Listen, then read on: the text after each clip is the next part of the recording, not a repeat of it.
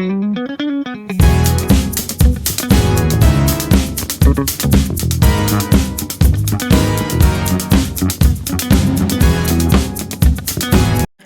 पाठ करने के बाद मैं आ गई अपने पौधों के पास। और पौधों कैसे हो, क्या हाल चाल है मेरे पौधों? बहुत दिनों के बाद इन सब से मैं मिल रही, क्योंकि मैं 10 दिन घर से बाहर थी, तो इन सभी से मिलने का मौका ही नहीं मिला दोस्तों।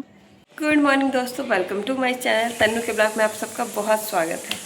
और सुबह के 6 बज रहे हैं। मैं उठ गई हूँ, फ्रेश होने के लिए जा रही हूँ। ब्रश मैंने सिर्फ किया है क्योंकि मैं आई थी एक दिन पहले वैष्णो देवी धाम से। आके वहाँ से है रिचुअल कि आके 9 कन्या का पूजन कराना पड़ता है। नवरात्र में हम लोग कन्या लोग को भोजन करवाते हैं, उसी तरह 9 कन्या का भोजन करवाना है। तो टाइम ही नहीं था, तो फिर जिस दिन आए उस दिन तो हालत ख़राब हो गई थी, आते आते ही शाम हो गई थी। नेक्स्ट डे ऑफिस ज्वाइन करना था तो वो कर लिए। तो आज छुट्टी मिली है, तो मेरे से तो अकेले हो नहीं पाएगा, तो मैंने और दीदी डिसाइड किया कि हम लोग दोनों साथ में एक साथ कर देंगे। तो अभी खीर मम्मी, हम तो मेरे से तो बनेगा नहीं, तो मम्मी नहा वहा के खीर बना दी है और बाकी प्रसाद जो है वो दीदी बना लेगी। मैंने कुछ बच्चों के लिए गिफ्ट वगैरह ले लिया है, वो सब लेके अभी जा रही हूँ नहा वहा के, फिर दीदी के पास जाती हूँ, फिर आपको दिखलाती हूँ आगे आज क्या क्या होता है।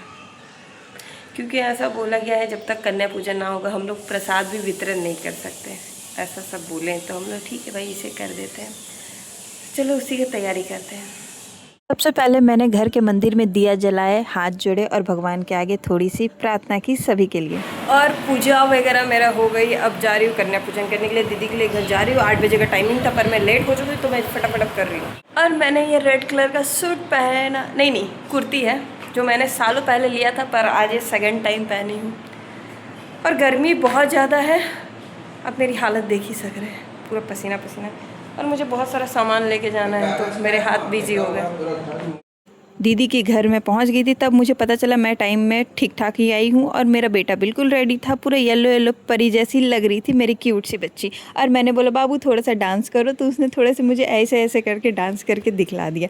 उसके बाद मैं गई, जो भी प्रसाद देने थे बच्चों को, क्लिप पैसे कुछ देने थे मुझे, मैंने फटाफट हैंकी में रख दिया और बोला चलो ये काम निपटा ले, ताकि बाद में मुझे टाइम नहीं मिलेगा। फिर सारे बच्चे आ गए थे। सबसे पहले दीदी ने सभी बच्चों का अच्छी तरह पैर धोया, उसके बाद बैठा के मैं सबको आलता लगाने लगी। इधर दीदी, मैं, दीदी की ननद, दीदी की सासू मॉम, छोटी, हम लोग सभी कोई 4-5 जन थे। सभी कोई मिल करके फटाफट कोई बच्चों को आलता लगा दे रहा था, कोई बच्चों को टीका कर दे रहा था। क्योंकि छोटे बच्चों को संभालना सच बोले बहुत ही क्रिटिकल काम है। और हम लोग सभी कोई 4-5 लोग इसलिए लगे थे कि फटाफट काम हो जाए और बच्चे लोग आराम से, क्योंकि बड़े बच्चे जो थे वो तो बैठे थे, पर कुछ छोटे छोटे भी बच्चे थे 1.5-2 साल के, उन लोगों को संभालना सच बात है बहुत ही मतलब मुश्किल की काम है। और मेरी दीदी की बेटी, उसका तो अलग ही, वो तो तुरंत मौसी उसको गोदी मत लो, मौसी उसको गोदी मत लो।